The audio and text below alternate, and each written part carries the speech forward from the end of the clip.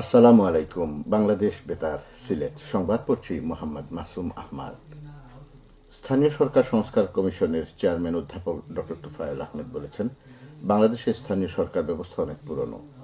কতগুলো বিচ্ছিন্ন প্রতিষ্ঠানের মধ্যেও আন্তঃসম্পর্ক তৈরি হয়নি, ফলে এগুলো কার্যকর ভূমিকাও রাখতে পারছে না। অসামঞ্জস্যপূর্ণ এই ব্যবস্থার উন্নয়ন হয়নি। স্থানীয় সরকার পর্যায়ে দায়িত্বে থাকা ব্যক্তিরাও এ ব্যাপারে পরিষ্কার ধারণা রাখেন না। জুলাই অভ্যুত্থান আমাদের সামনে সংস্কারের বড় সুযোগ এনে দিয়েছে। গতকাল সিলেটে স্থানীয় সরকার সংস্কার বিষয়ক এক মত বিনিময় সভায় প্রধান অতিথির বক্তব্যে তিনি এসব কথা বলেন।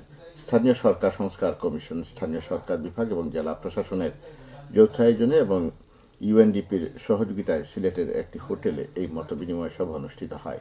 মত বিনিময় সভায় স্বাগত বক্তব্য রাখেন বিভাগীয় কমিশনার খান মোহাম্মদ রেজাউল নবী। মতবিনিময় সভায় জনপ্রতিনিধি, বিশ্ববিদ্যালয়ের শিক্ষক, সরকারি কর্মকর্তা, সুশীল সমাজ ও এনজিও প্রতিনিধি এবং বৈষম্য বিরোধী ছাত্র আন্দোলনের ছাত্র প্রতিনিধি ও গণমাধ্যম কর্মীরা অংশগ্রহণ করেন।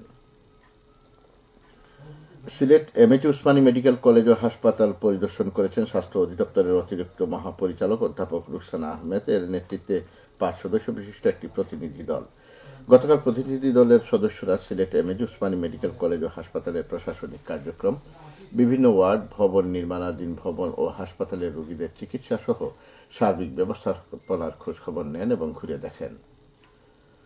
আন্তঃক্যাডার বৈষম্য নিরসনের দাবিতে 25টি ক্যাডারের সমন্বিত কর্মসূচির অংশ হিসেবে সিলেটে গতকাল মানববন্ধন কর্মসূচি পালিত হয়েছে। পূর্ব ঘোষিত কর্মসূচির অংশ হিসেবে নগরের মীরের ময়দানে বাংলাদেশ বেতার সিলেট কেন্দ্রের কর্মরত অনুষ্ঠান, প্রকৌশল ও বার্তা এই 3টি শাখার কর্মকর্তারা এই কর্মসূচি পালন করেন।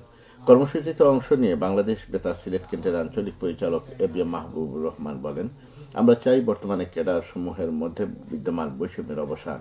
উপসচিব ও যুগ্ম সচিব এই দুটি পদে পদোন্নতির ক্ষেত্রে কোটা পদ্ধতি বিলোপ ও শতভাগ মেধার ভিত্তিতে পরীক্ষার মাধ্যমে পদোন্নতি নিশ্চিত করার দাবি জানাচ্ছি। আমরা চাই যে ক্যাডার যে মন্ত্রণালয়ের সাথে সম্পর্কিত সেই মন্ত্রণালয় সেই ক্যাডারের দ্বারা পরিচালিত হবে। সকল ক্যাডার কর্মকর্তার নির্ধারিত সময় পদোন্নতি নিশ্চিত হবে। বাংলাদেশ বেতারের আঞ্চলিক প্রকৌশলী মোহাম্মদ কামাল হোসেন বলেন, বৈষম্য একজন কর্মকর্তার মনোবল ভেঙে দেয়। আমরা ক্যাডার কর্মকর্তাদের মধ্যে ন্যায় বিচার ও ন্যায্যতা নিশ্চিত করার দাবি জানাচ্ছি। উপবার্তা নিয়ন্ত্রক সঞ্জয় সরকার কৃত পেশাভিত্তিক মন্ত্রণালয়ের দাবি জানান। তিনি আরো বলেন, উপসচিব কোনো একটি ক্যাডারের পদ না, এটি সরকারের পদ। এখানে সব ক্যাডারের সমান সুযোগ নিশ্চিত করতে হবে।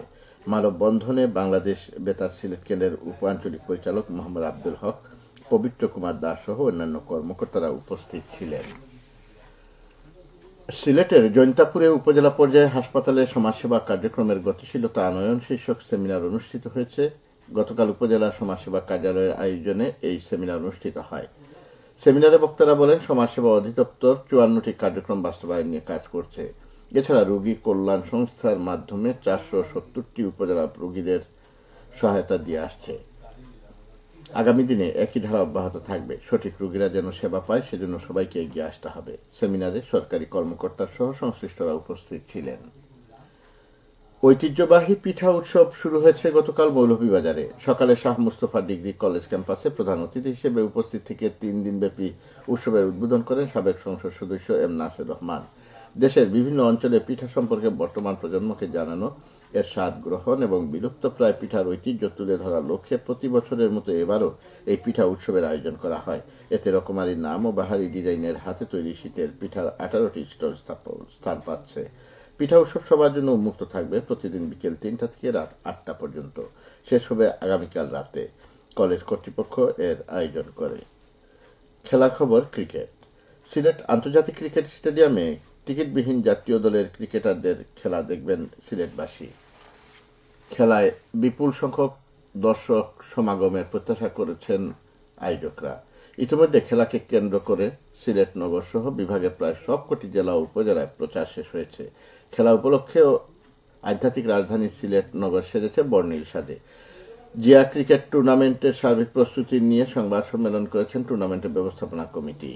গতকাল দুপুরে নগরের লাক্কাতুরায় সিলেট আন্তর্জাতিক ক্রিকেট স্টেডিয়ামে আয়োজিত সংবাদ সম্মেলনে আজ বেলা 2:30টায় সিলেট আন্তর্জাতিক ক্রিকেট স্টেডিয়ামে টুর্নামেন্টের খেলাটি উপভোগ করার জন্য সিলেটবাসীর প্রতি আহ্বান জানানো হয়।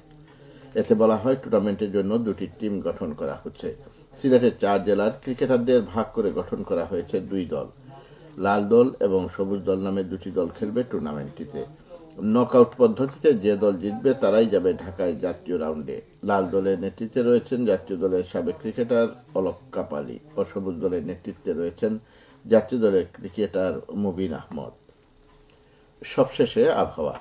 সন্ধ্যে ৬টা পর্যন্ত পূর্বাভাসে বলা হয়েছে সিলেট সহ পার্শ্ববর্তী এলাকার জন্য আজ কোনো সতর্কবাণী নেই এবং কোনো সংকেত দেখাতে হবে না। আজ সিলেটে সূর্যোদয় হয়েছে সকাল ৬টা ৩৬ মিনিটে এবং সূর্য অস্ত যাবে সন্ধে ৫টা ১২ মিনিটে। সংবাদ শেষ হলো। আমাদের পরবর্তী স্থান